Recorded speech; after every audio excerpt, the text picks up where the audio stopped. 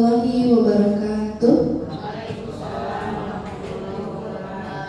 Alhamdulillahirabbil alamin. Wassalatu wassalamu ala asrofil anbiya'i wal mursalin wa ala alihi wa sahbihi ajmain, amma ba'du.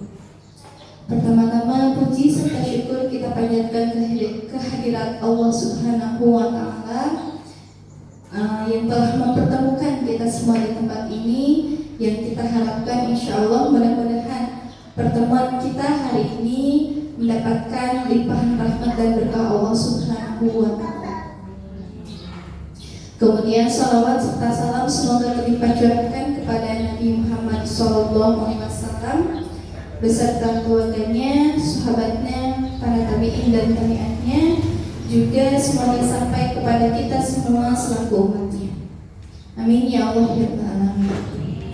Nah, sebelumnya saya sampaikan terima kasih banyak kepada Bapak Ibu sekalian karena telah berkenan hadir untuk menghadiri kegiatan presentasi mengenai mewujudkan budaya positif yang merupakan salah satu kegiatan yang menjadi sebuah tagihan bagi saya dalam kegiatan pendidikan guru penggerak. Mudah-mudahan apa yang dilakukan oleh Bapak Ibu pada hari ini, berkenannya Bapak Ibu hadir di tempat ini, mendapatkan balasan yang sebaik-baiknya dari Allah Subhanahu wa taala. Nah, untuk mempersingkat waktu, kita masuk saja ke dalam paparan mengenai mewujudkan budaya positif. Nah, budaya, untuk kata budaya itu sendiri mungkin kita sudah sering mendengar kata budaya. Namun jika disandingkan dengan kata positif, nah budaya positif itu seperti apa sih? Apakah pengertiannya atau maknanya akan berbeda dengan hanya berdiri sendiri kata budaya saja seperti itu? Mungkin Bapak Ibu ada yang pernah mendengar kata budaya positif? Maknanya seperti apa? Oke, budaya positif adalah suatu perwujudan dari nilai-nilai atau keyakinan universal yang bisa diterapkan di lingkungan sekolah. Nah, sekarang pertanyaannya, nilai-nilai universal itu yang seperti apa? Nilai-nilai universal ialah nilai-nilai yang berlaku secara global dimanapun dan kapanpun kita berada, baik itu di rumah, di sekolah, ataupun di lingkungan masyarakat. Kita sedang sendiri ataupun kita sedang berada bersama orang lain. Itu adalah nilai-nilai universal. Ketika kita berada di Cianjur, ketika kita berada di Cijati, atau mungkin ketika kita berada di Kalimantan, maka nilai-nilai itu akan tetap berlaku sama. Itulah yang dimaksud dengan nilai-nilai universal.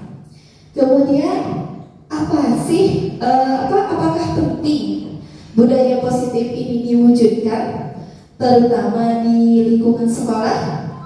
Terus tujuannya memang untuk apa?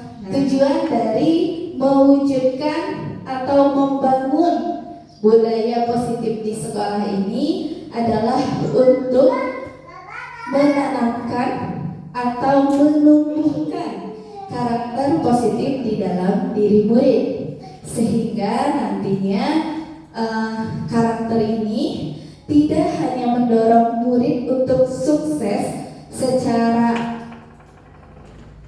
akademik, namun juga akan menumbuhkan moral yang positif, yang nantinya moral positif ini dapat diimplementasikan tidak hanya di sekolah, di rumah, juga di lingkungan masyarakat tempat murid itu berada. Ya. Kemudian budaya positif ini memiliki beberapa konsep inti. Konsep inti tersebut diantaranya yaitu yang pertama perubahan paradigma belajar, kemudian yang kedua disiplin positif, yang ketiga motivasi perilaku manusia, kemudian yang keempat kebutuhan dasar manusia, yang kelima posisi kontrol restitusi, yang keenam keyakinan kelas, dan yang terakhir segitiga restitusi. Kita jelaskan satu persatu poinnya ya Bapak Ibu. Yang pertama yaitu perubahan paradigma belajar. Nah, menurut Dr. William Glasser, dia seorang psikiater dan seorang pendidik, bahwa selama ini terjadi sebuah miskonsepsi tentang makna kontrol itu sendiri. Miskonsepsi itu apa saja? Yaitu yang pertama, ilusi bahwa seorang guru mampu mengontrol murid. Nah, dapat kita akui, terutama oleh saya sendiri, bahwa selama ini kita berpikir kita mampu mengontrol murid, kita mampu membuat murid melakukan apa yang kita inginkan, kita mampu memaksa murid untuk melakukan sesuatu agar murid tersebut dapat dianggap menurut kita sukses. Ya, itu adalah sebuah ilusi ternyata Bapak Ibu.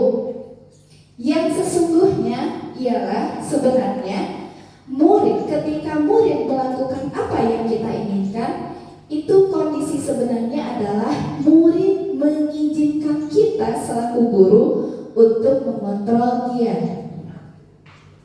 Saya ilustrasikan seperti ini Bapak Ibu.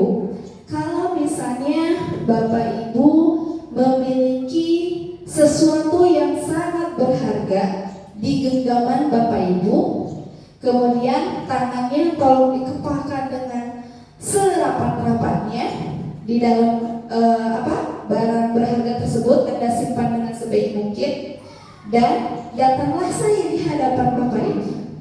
Saya akan melakukan berbagai cara, baik itu dengan rayuan, atau mungkin dengan paksaan, atau mungkin bisa jadi pokoknya dengan berbagai cara. Saya akan meminta Bapak Ibu untuk menyerahkan barang yang paling berharga tersebut yang ada di genggaman Bapak Ibu untuk diserahkan kepada saya. Nah, kira-kira Bapak Ibu akan menyerahkannya kepada saya tidak?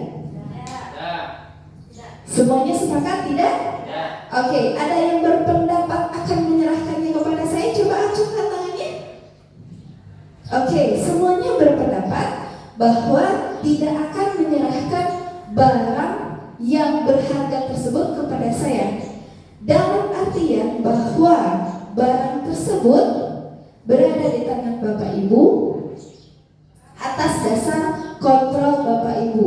Kalaupun misal ada sebagian dari Bapak Ibu yang menyerahkan barang tersebut kepada saya, bukan berarti saya bisa mengontrol Bapak Ibu, bukan. Tapi Bapak Ibu mengizinkan saya untuk membuka tangan Bapak Ibu dan mengambil barang tersebut dari Bapak Ibu. Paham sampai situ ya?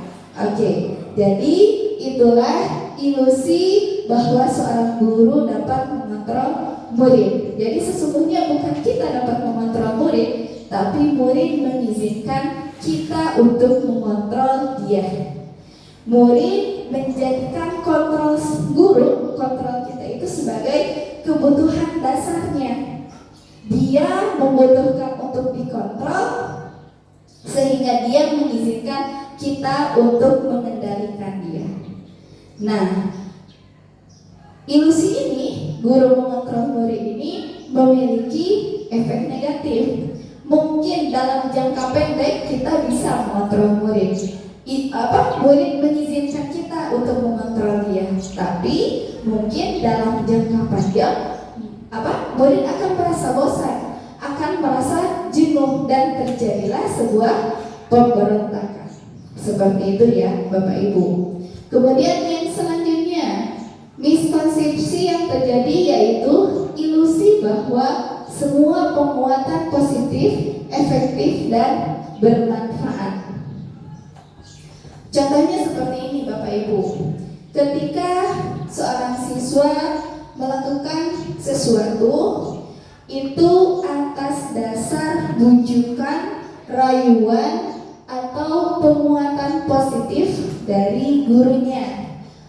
Dalam artian kalau misalnya gini, ayolah datang pagi-pagi ke sekolah, kamu kan murid ibu yang terbaik, kamu kan murid ibu yang tersayang dan sebagainya. Atau mungkin kamu itu sebenarnya baik loh, nah, cobalah datang ke sekolah dan sebagainya.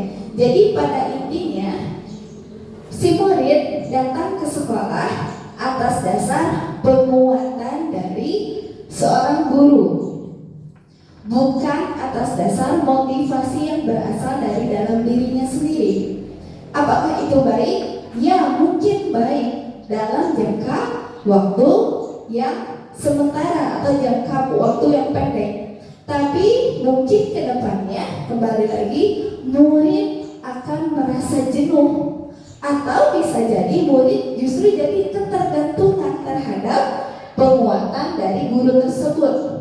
Sehingga ketika sosok guru tersebut tidak ada kalanya mungkin guru tersebut sakit, atau mungkin guru tersebut dipindah tugaskan. Nah, ketika sosok guru tersebut tidak ada, maka murid akan berhenti untuk melakukan hal tersebut.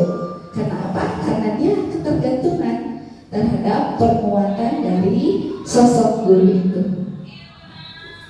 Kemudian ilusi yang ketiga yaitu bahwa kritik dan membuat orang merasa bersalah dapat menguatkan karakter. Nah, Bapak Ibu, kita sering melakukan hal tersebut kepada murid-murid kita. Kita memberikan kritik, kamu ini misalnya datang ke sekolah selalu kesiangan, atau mungkin datang ke sekolah pakaiannya selalu tidak rapi, atau seperti yang tadi membuat orang merasa bersalah. Apa kamu tidak kasihan sama ibu harus mengurusi murid yang seperti kamu? Atau mungkin bahasanya, apa kamu tidak kasihan sama orang tua kamu di rumah kalau misalnya kamu berperilaku seperti ini di sekolah dan sebagainya? Karena kita merasa bahwa hal itu akan efektif diterapkan kepada murid. Tapi sesungguhnya Bapak Ibu, ketika hal itu kita lakukan, justru kita akan menanamkan atau mencap secara tidak langsung bahwa murid kita itu memang negatif.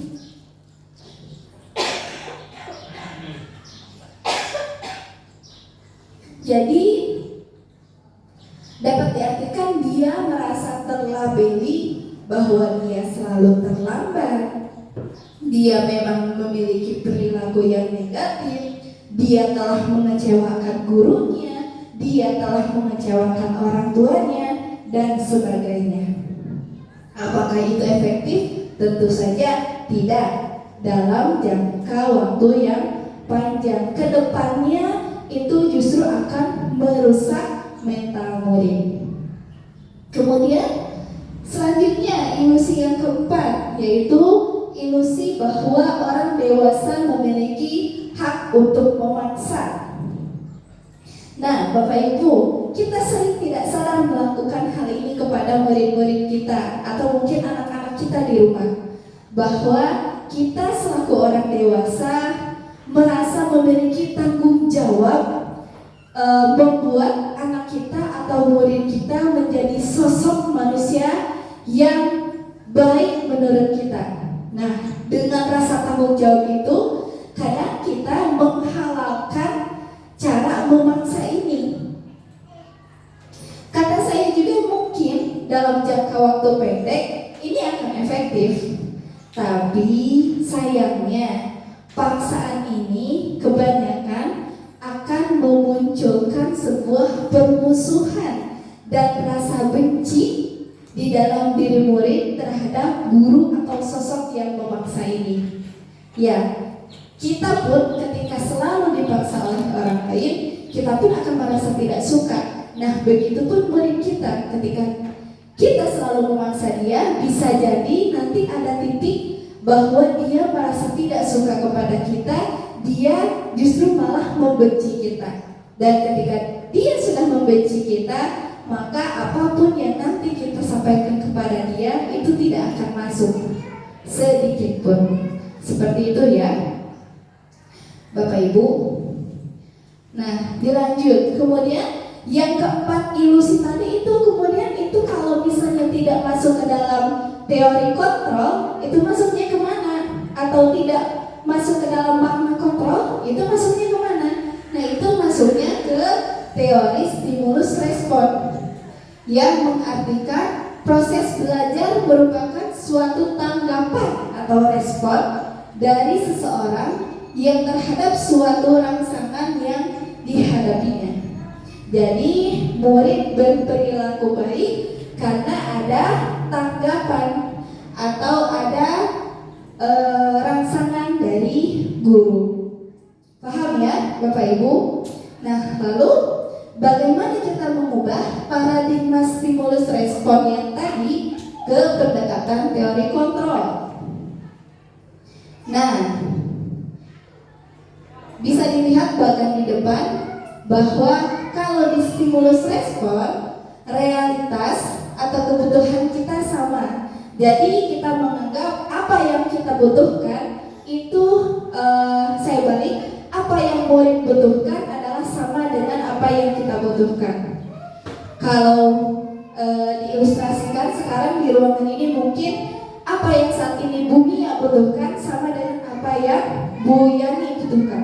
Kalau Bu Yani saat ini, kalau Bu Mia saat ini membutuhkan makan, maka saya anggap Bu Yani pun membutuhkan makanan saat ini. Padahal pada jangka waktu yang sama belum tentu setiap orang memiliki kebutuhan yang sama. Ya. Kemudian selanjutnya, semua orang melihat hal yang sama. Sedangkan dalam teori kontrol, setiap orang memiliki gambaran yang berbeda. Nah, ilustrasinya seperti botol yang ada di depan Bapak Ibu. Mungkin yang sebelum saya memberikan paparan, kira-kira Bapak Ibu mau menyebutkan botol yang di depan itu setengah isi atau setengah kosong? Oke, Bu Yani mengatakan botol tersebut setengah isi. Ada yang mau mengatakan bahwa botol tersebut setengah kosong? Setengah kosong kata Bu Mia. Nah, kita ambil kesimpulan. Kalau misalnya perkataan Bu Yani yang mengatakan bahwa botol tersebut setengah isi, betul atau tidak? Betul. Kalau Bu Mia yang mengatakan bahwa botol tersebut setengah kosong, betul atau tidak? Betul. Karena memang botol tersebut setengah kosong, ya kan? Jadi dalam satu kasus kita tidak bisa memaksa pandangan setiap orang itu sama, karena bisa jadi pandangan setiap orang itu berbeda-beda. Apakah pandangan yang berbeda itu salah? Tentu saja tidak, karena setiap orang pasti memiliki alasan tertentu kenapa dia berpandangan seperti itu. Ya. Kemudian kita lanjutkan. Kita mencoba dari stimulus respon, kita mencoba mengubah orang agar berpandangan sama dengan kita. Jadi kita menarik orang lain ke dunia kita, bahwa orang lain harus sama pandangannya dengan saya. Tapi kalau di teori kontrol, kita berusaha memahami pandangan orang lain tentang dunia. Jadi kita yang memasuki dunia mereka, kita yang memasuki dunia murid. Mereka itu pandangannya seperti apa sih? Keinginannya seperti apa sih? Dan sebagainya. Kemudian selanjutnya, di stimulus respon, perilaku buruk dilihat sebagai suatu kesalahan. Nah, kalau di teori kontrol, semua perilaku memiliki tujuan. Baik itu perilaku yang tidak disenangi atau mungkin perilaku yang dianggap negatif, itu sebenarnya pasti memiliki tujuan dibalik dilakukan atau diperbuat. Kemudian selanjutnya, orang kalau di stimulus respon. Sedangkan kalau di teori kontrol hanya saya atau hanya Anda yang bisa mengontrol diri Anda. Seperti tadi, barang berharga yang ada di gambar Bapak Ibu, hanya Bapak Ibu sendiri yang bisa mengontrol orang lain untuk melihat atau mengambilnya. Orang lain tidak bisa mengontrol Bapak Ibu untuk melihat atau mengambil barang tersebut. Kemudian selanjutnya, saya bisa mengontrol orang lain kalau yang di stimulus respon. Sedangkan kalau yang di teori kontrol, Anda tidak bisa mengontrol orang lain karena kontrol diri saya berada di tangan saya. Selanjutnya, pemaksaan ada pada saat bujukan gagal kalau yang di stimulus respon. Sedangkan kalau yang di teori kontrol, kolaborasi dan konsensus menciptakan pilihan-pilihan baru. Dan yang terakhir, kalau di stimulus respon, model berpikir itu menang dan kalah, menang atau kalah. Sedangkan kalau yang di teori kontrol, model berpikirnya menang dan menang. Kita lanjut ya Bapak Ibu. Nah, konsep inti yang kedua di budaya positif ini yaitu tentang disiplin positif. Mendengar kata disiplin, Bapak Ibu, apa yang tergambar di benak Bapak Ibu? Disiplin itu apa sih? Taat aturan, tepat waktu, kemudian sesuai dengan aturan, patuh, dan sebagainya. Nah, sekarang kalau disiplin ini, kata disiplin ini disandingkan dengan positif, artinya menjadi apa? Nah, disiplin positif adalah suatu upaya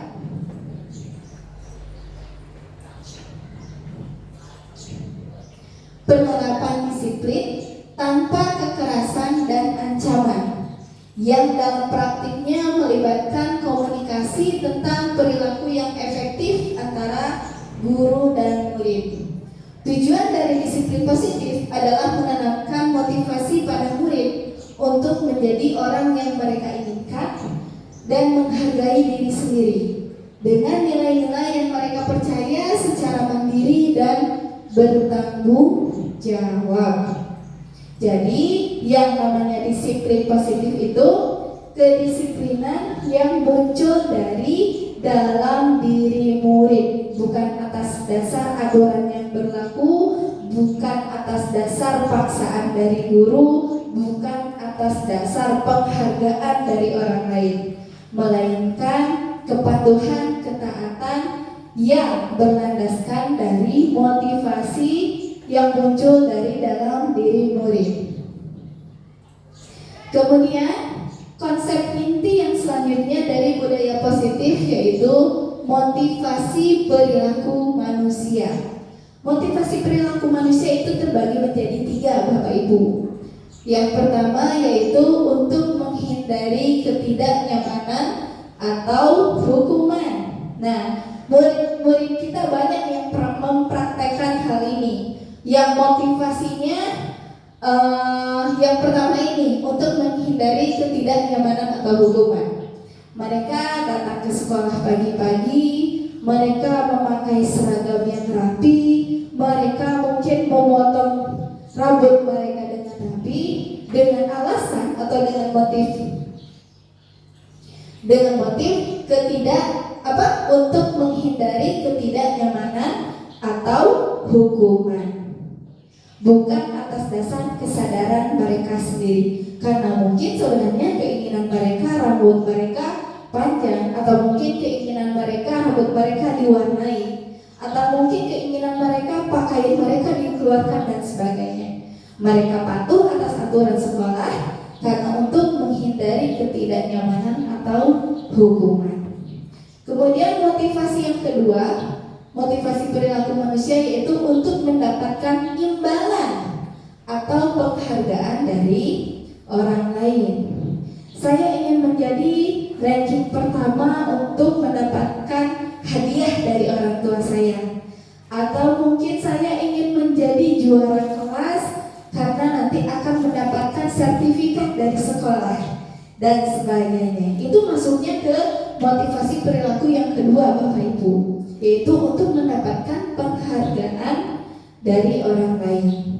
Dan motivasi yang ketiga, yang terakhir, yaitu untuk menjadi orang yang mereka inginkan dan menghargai diri sendiri dengan nilai-nilai yang mereka percaya. Nah, di antara ketiga motivasi tersebut, motivasi untuk yang nomor 3 ya, motivasi untuk menjadi orang yang mereka inginkan dan menghargai diri sendiri dengan nilai-nilai yang mereka percaya adalah motivasi yang perlu ditanamkan di dalam diri setiap murid oleh seorang guru. Karena motivasi ini merupakan motivasi intrinsik yang muncul dari dalam diri setiap murid. Motivasi inilah yang berdampak jangka panjang dan tidak akan terpengaruh pada adanya hukuman dan hadiah. Jadi mau ada hukuman atau mungkin dapat hadiah atau tidak, mereka tetap melakukan hal tersebut. Murid akan tetap berperilaku baik dan berlandaskan nilai-nilai kebajikan karena mereka ingin menjadi orang yang menjunjung tinggi nilai-nilai yang mereka hargai. Nah, konsep inti yang selanjutnya dari budaya positif ini yaitu kebutuhan dasar manusia. Kebutuhan dasar manusia secara umum ya, tidak hanya murid tapi juga guru-guru yang ada di sekolah, itu ada 5, yaitu yang pertama kebutuhan bertahan hidup, kemudian ada kebutuhan akan rasa kasih sayang atau rasa diterima, kemudian yang ketiga ada kebutuhan penguasaan, kemudian yang keempat ada kebutuhan kebebasan atau kebutuhan memilih, dan yang terakhir ada kebutuhan kesenangan. Kita bahas satu-satu ya Bapak Ibu. Nah, yang pertama kebutuhan bertahan hidup. Kebutuhan bertahan hidup adalah kebutuhan yang bersifat fisiologis untuk bertahan hidup, misalnya kesehatan, kemudian rumah, makanan. Nah, kebutuhan biologis sebagai bagian dari proses reproduksi termasuk kebutuhan untuk tetap bertahan hidup. Komponen biologis dari kebutuhan bertahan hidup ini meliputi kebutuhan akan perasaan aman. Jadi gini kasusnya, saya sadarkan sebuah kasus kepada Bapak Ibu. Kalau misalnya di kelas ada seorang siswa, katakanlah namanya Doni, dia memiliki kebiasaan mengambil bekal makan temannya. Jadi setiap teman-temannya membawa bekal makanan dari rumah, maka Doni akan mengambilnya. Nah, ketika kita selaku guru bertanya kepada Doni, kenapa Doni melakukan hal tersebut? Lalu Doni menjawab, karena saya merasa lapar, Ibu atau Bapak. Saya di rumah tidak makan dulu. Kemudian ibu saya juga tidak menyiapkan bekal makanan untuk saya. Saya juga tidak diberi uang saku oleh orang tua saya. Saya merasa lapar, Bu atau Bapak, sehingga saya mengambil bekal makan teman saya.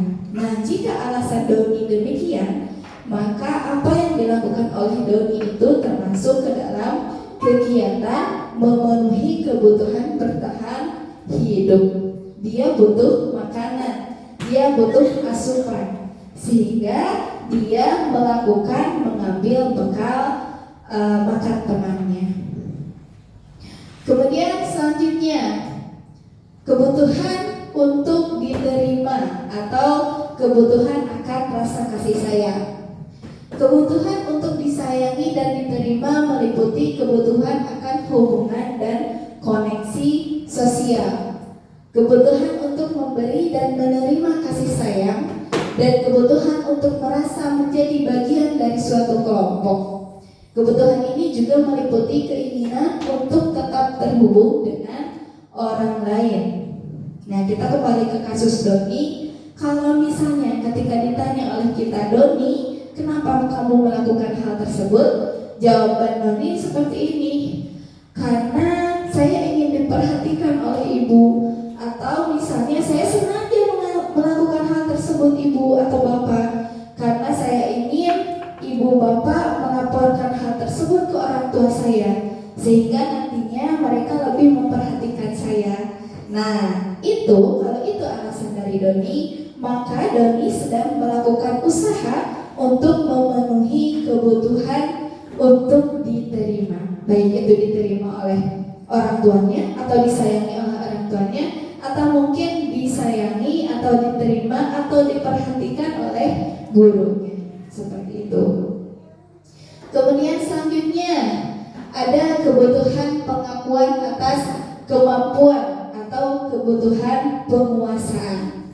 Kebutuhan ini berhubungan dengan kekuatan untuk mencapai sesuatu, menjadi kompeten, menjadi terampil, diakui atas prestasi dan keterampilan kita, didengarkan dan memiliki rasa harga diri. Kebutuhan ini meliputi keinginan untuk dianggap berharga, bisa membuat perbedaan, bisa membuat pencapaian, kompeten, diakui atau dihormati.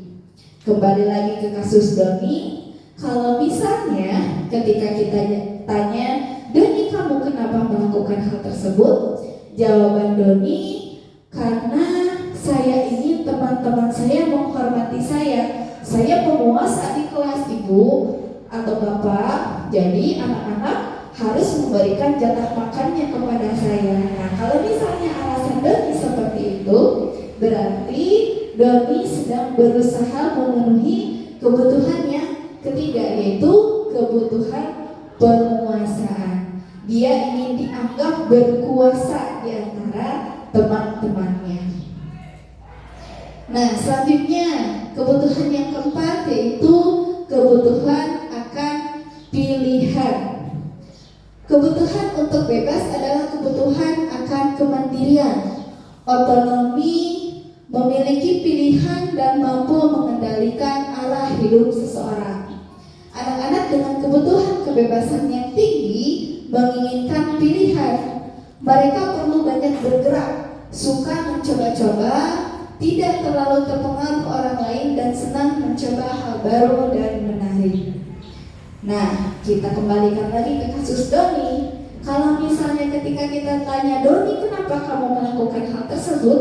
Kemudian Doni menjawab, sebenarnya saya juga membawa bekal makan bu dari rumah, tapi menu yang dibawakan atau dibekalkan oleh orang tua saya itu saja bu, saya bosan, jadi saya mengambil jatah atau bekal milik teman saya. Nah, berarti karena dia merasa bosan, dia butuh pilihan yang lain dari menu makannya, sehingga dia mengambil jatah makan temannya. Itu merupakan suatu tindakan untuk memenuhi kebutuhan akan pilihan. Kemudian selanjutnya kebutuhan yang terakhir yaitu kebutuhan merasa senang. Kebutuhan akan kesenangan adalah kebutuhan untuk mencari kesenangan, bermain, dan tertawa. Bayangkan hidup tanpa kenikmatan apapun, betapa menyedihkan. Kita kembalikan lagi ke kasus Doni. Kalau misalnya ketika Doni ditanya, Doni kenapa kamu melakukan hal tersebut? Kenapa Doni mengambil jatah makan temannya? Kemudian alasan Doni adalah, saya merasa senang saja ibu melihat teman-teman saya menjerit-jerit atau berlarian mengejar saya dan sebagainya. Saya merasa senang dengan hal tersebut. Maka apa yang dilakukan oleh Doni adalah untuk memenuhi kebutuhan yang kelima, yaitu kebutuhan akan merasa senang. Nah, selanjutnya konsep inti yang selanjutnya dari budaya positif ini yaitu posisi kontrol restitusi. Posisi kontrol itu terbagi menjadi 5, Bapak Ibu. Yang pertama sebagai penghukum, yang kedua sebagai pembuat merasa bersalah, yang ketiga sebagai teman, kemudian yang keempat pemantau, dan yang terakhir manajer. Penghukum biasanya akan memberikan hukuman baik itu dalam bentuk fisik ataupun dalam bentuk verbal. Penghukum ini biasanya berkata-kata, mengeluarkan kata-kata yang dengan nada yang agak tinggi, kemudian bahasa tubuhnya juga lebih mendominasi. Kadang tangannya juga sambil ikut nunjuk-nunjuk. Kata-kata yang dikeluarkan oleh seorang penghukum itu biasanya seperti ini, Bapak Ibu. Kamu ini selalu saja salah, atau mungkin kamu ini selalu saja terlambat, atau mungkin bahasanya kamu sudah melanggar peraturan yang ada di sekolah, maka kamu harus ini dan seterusnya. Itu adalah seorang penghukum. Jadi biasanya dia ingin menunjukkan kekuasaannya kepada murid. Kemudian kalau posisi yang kedua, posisi kontrol itu adalah pembuat rasa bersalah. Kalau yang ini nada suaranya biasanya lebih lemah lembut. Kemudian dia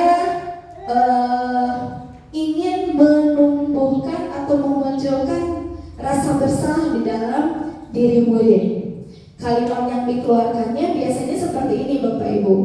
Apa kamu tidak kasihan sama orang tua kamu di rumah? Kamu gak kasihan sama wali kelas kamu yang repot mengurusi anak seperti kamu dan sebagainya. Itu orang-orang yang memposisikan diri sebagai pembuat rasa bersalah. Kemudian kalau yang ketiga, posisi teman, itu biasanya bahasa yang dikeluarkannya atau postur tubuhnya itu tidak serius. Kadang justru diselingi dengan humor.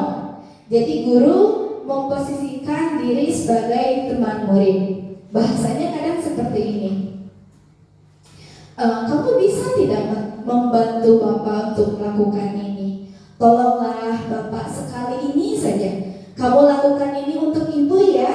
Nah, atau mungkin kalimatnya seperti ini. Ya sudah, tidak apa-apa kamu melakukan kesalahan kali ini. Nanti ibu bantu menyelesaikannya. Nah, seperti itu. Itu adalah posisi seorang guru yang menempatkan dirinya sebagai teman dari murid. Kemudian yang keempat adalah posisi pemantau. Kalau posisi pemantau ini bergantung kepada aturan yang berlaku. Jadi kalau misalnya pemantau ini seperti ini bahasanya. Kamu tahu kan aturan di sekolah kita seperti apa? Terus apa yang kamu lakukan saat ini? Kamu tahu kan sanksinya seperti apa dan sebagainya. Itu adalah posisi seorang pemantau, pengingat, pengawas, CCTV. Nah, itu posisi pemantau. Kemudian yang terakhir adalah posisi manajer. Nah, kalau posisi manajer ini adalah posisi seorang guru di mana murid dapat menjadi pribadi yang mandiri, merdeka dan bertanggung jawab atas segala perilaku dan sikapnya, yang pada akhirnya dapat menciptakan lingkungan yang positif, nyaman dan aman.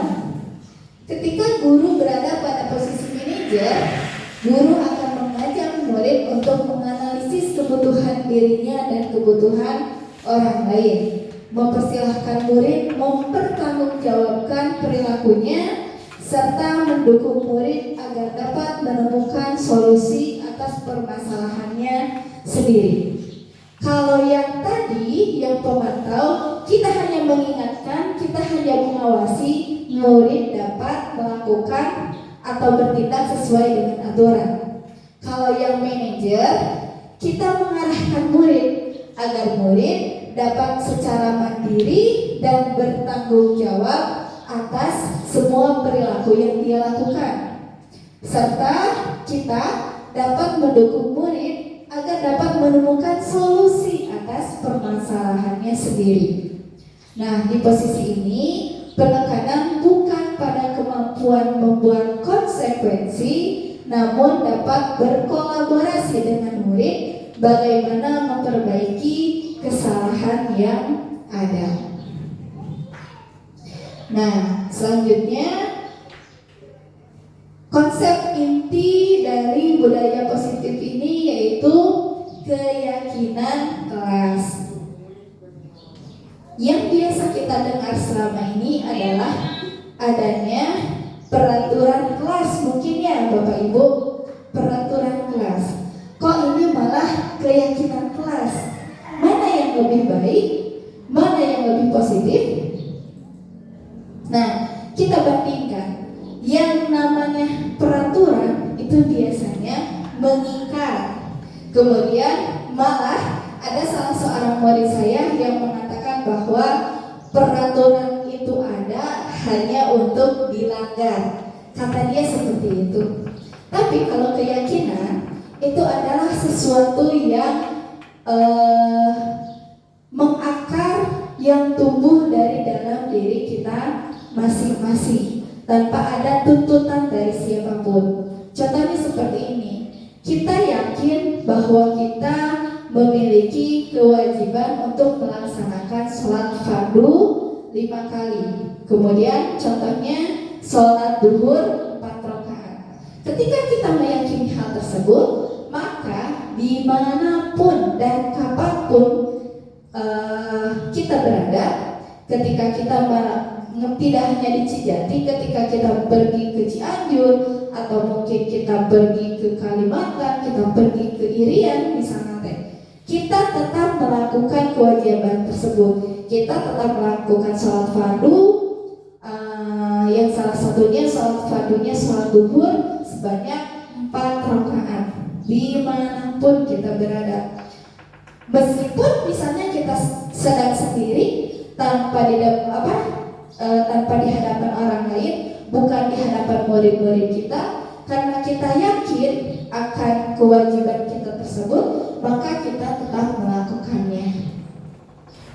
Nah, itulah sisi positif atau kelebihan dari sebuah keyakinan. Maka dari itu dinamakan keyakinan kelas, dengan harapan nilai-nilai universal yang dijadikan keyakinan kelas oleh murid itu dapat mereka terapkan tidak hanya di lingkungan sekolah, tapi di lingkungan rumah, juga di lingkungan masyarakat mereka. Tidak hanya selama mereka berada atau menjadi murid di sekolah tersebut, tapi harapannya nilai-nilai universal tersebut dapat mereka implementasikan dalam kehidupan mereka selanjutnya. Itulah yang dinamakan dengan keyakinan kelas. Nah, ini uraian dari keyakinan kelas ya.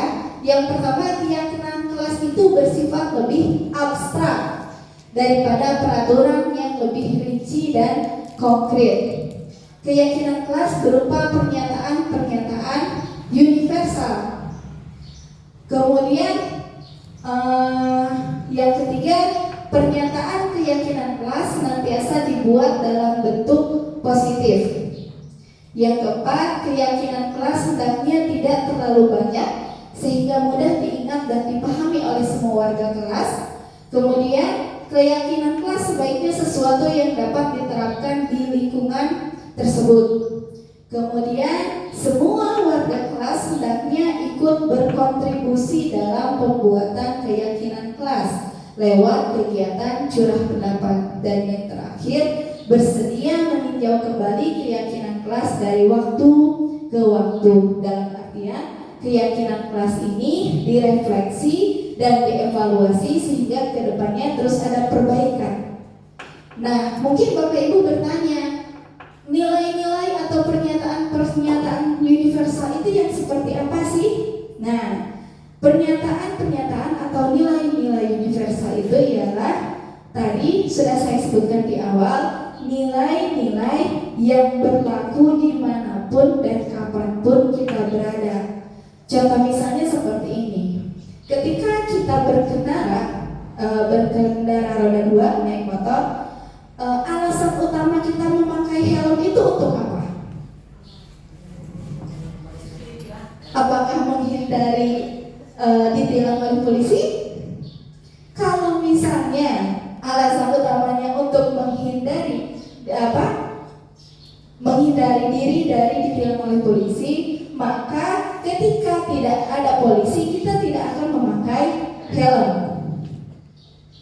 Tapi kalau nilai yang kita yakini ketika kita memakai helm saat memakai motor adalah untuk keselamatan, dimanapun dan kapanpun saat kita memakai motor, baik itu ada polisi atau tidak, baik itu mau siang atau mau malam, baik itu di desa ataupun di kota yang banyak polisinya, kita akan tetap memakai helm karena kita yakin bahwa saat kita naik motor, untuk keselamatan kita harus memakai helm. Seperti itu. Itu yang dinamakan dengan nilai-nilai universal. Suatu nilai yang kita yakini dimanapun dan kapanpun kita berada, nilai tersebut tidak akan berubah.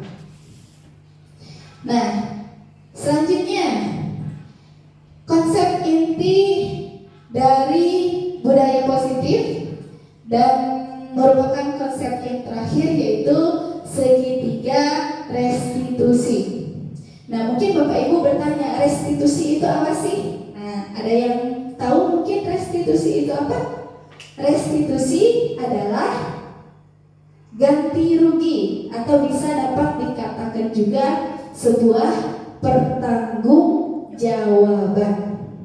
Nah, apa bedanya hukuman, konsekuensi, dan restitusi? Kalau hukuman itu biasanya sesuatu yang menyakitkan yang harus terjadi, dan biasanya hukuman itu kadang tidak ada keterkaitan atau tidak ada sambungannya antara pelanggaran yang dilakukan dengan hukumannya.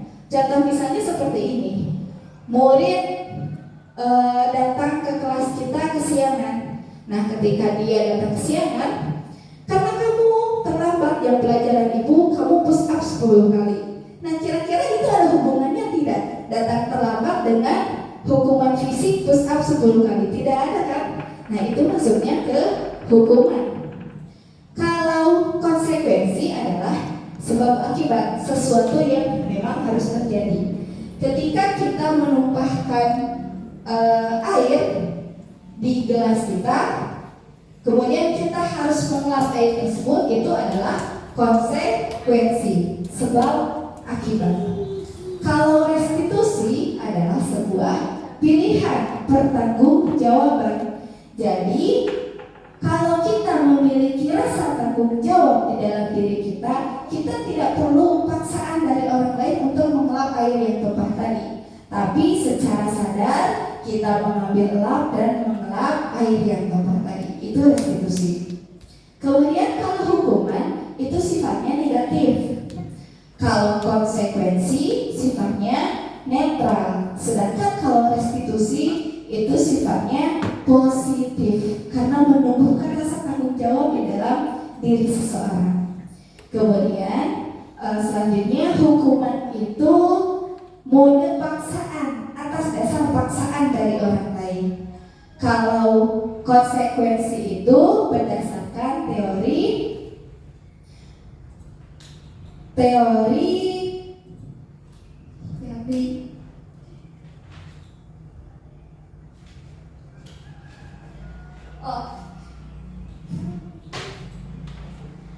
kalau konsekuensi itu berdasarkan teori stimulus respon. Nah, kalau yang restitusi itu berdasarkan teori kontrol. Nah, terus menuntut murid melakukan restitusi atau pertanggungjawaban merupakan cara yang akan diambil oleh seorang guru dengan posisi kontrol sebagai manajer untuk menyelesaikan masalah yang dihadapi. Posisi kontrol ini akan menjadikan murid pribadi yang mandiri, merdeka dan bertanggung jawab atas segala perilaku dan sikapnya. Ada 3 tahapan restitusi yang sering disebut dengan segitiga restitusi, yaitu yang pertama menstabilkan identitas, yang kedua validasi tindakan yang salah, dan yang ketiga menanyakan keyakinan. Yang pertama, menstabilkan identitas. Ini berdasarkan prinsip bahwa setiap kesalahan atau kesalahan itu adalah bagian dari suatu pembelajaran. Nah, biasanya guru yang melakukan tahap ini akan mengatakan kata-kata seperti ini. Setiap orang pasti pernah melakukan kesalahan, atau mungkin kamu bukan satu-satunya yang pernah melakukan ini, atau mungkin ibu juga dulu pernah melakukan kesalahan ini, dan sebagainya. Itu adalah bentuk menstabilkan identitas. Kemudian yang kedua, validasi tindakan yang salah. Ini berdasarkan prinsip bahwa setiap tindakan memiliki tujuan. Kata-kata yang biasa diucapkan oleh seorang guru ketika berada di tahapan ini, yaitu kamu tentu punya alasan mengapa melakukan ini, atau mungkin adakah orang yang lebih efektif untuk mendapatkan apa yang kamu butuhkan, dan sebagainya. Dan tahapan yang terakhir yaitu menanyakan keyakinan. Kata-kata yang biasa diucapkan yaitu keyakinan kelas apa yang telah kita sepakati, atau mungkin kamu ingin menjadi orang yang seperti apa. Nah, kemudian Bapak Ibu, tahapan restitusi ini, segitiga restitusi ini tidak bersifat baku. Jadi ketika kita melakukan restitusi tidak mesti atau tidak selalu tahapannya melalui 3 tahapan. Bisa jadi mungkin hanya 2 tahapan yang kita lakukan, dan susunannya pun mungkin tidak selalu seperti tadi, yang menstabilkan identitas dulu, validasi tindakan yang salah, kemudian baru menanyakan keyakinan dan sebagainya. Jadi ini tidak bersifat baku, hanya idealnya memang seperti ini. Tahapannya ada 3. Kemudian setelah ini ada contoh video saya melakukan segitiga restitusi terhadap salah seorang murid saya. Mudah-mudahan bermanfaat. Silakan duduk, Faisal.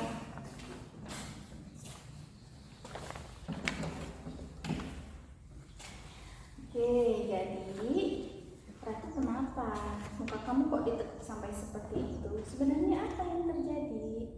Faisal cuma bercanda, Bu, beneran. Jadi tadi Ratu mau duduk, Bu, terus sama Faisal kursi yang mau diduduki Ratu ditarik.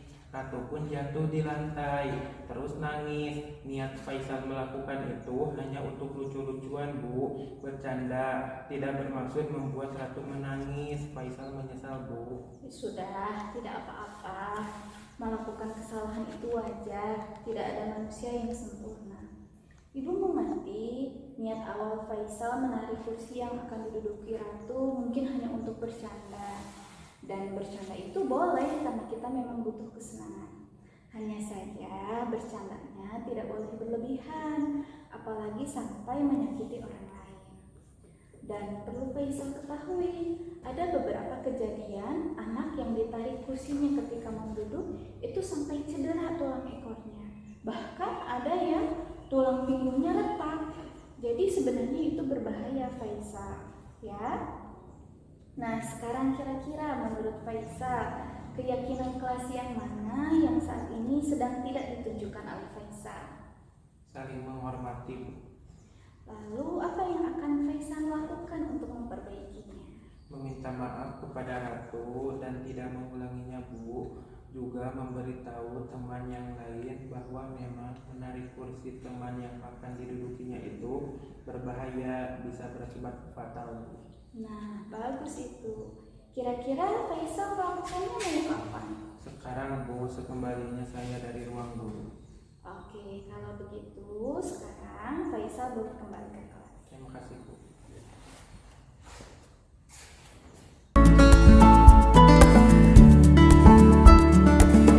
Pendapat saya tentang kejadian tersebut adalah saya merasa senang karena ketika murid melakukan kesalahan, guru tidak menghukum atau memarahinya, tapi guru bersikap lebih bijak dan mengarahkan murid untuk menyadari dan bertanggung jawab atas kesalahan yang diperbuatnya. Saya pun akan merasa senang karena murid yang menjadi korban kesalahan temannya mendapatkan ganti rugi dari yang melakukan kesalahan berupa permintaan maaf, dan teman-teman yang lain pun dapat mengambil pelajaran dari kesalahan yang telah terjadi sehingga kejadian tersebut tidak terulang kembali. Nah, dapat dilihat ya Bapak Ibu dari video tersebut, kita tidak langsung menjudge siswa atau murid kita bahwa kamu salah sudah melakukan hal tersebut, seharusnya kamu seperti ini dan ini. Tapi dari video tersebut kita bisa lihat bahwa kita mengarahkan, kita berkolaborasi dengan murid untuk menyadarkan dia akan kesalahan dia. Terus kita juga membantu dia untuk mencari solusi yang terbaik dari permasalahan yang dia perbuat. Jadi kita menuntun murid untuk bisa secara mandiri bertanggung jawab atas kesalahan atau perbuatan yang telah dia lakukan. Kemudian selanjutnya ada contoh keyakinan kelas yang sudah saya buat di kelas saya. Kebetulan saya seorang wali kelas di kelas 12 RPA. Jadi ini adalah contoh keyakinan kelas yang kami buat bersama-sama. Yang pertama yaitu beriman dan bertakwa. Kemudian yang kedua saling menghormati. Yang ketiga kebersihan. Yang keempat empati dan bergotong royong. Kemudian yang kelima mandiri dan inisiatif. Dan yang terakhir poin yang keenam komitmen dan bertanggung jawab.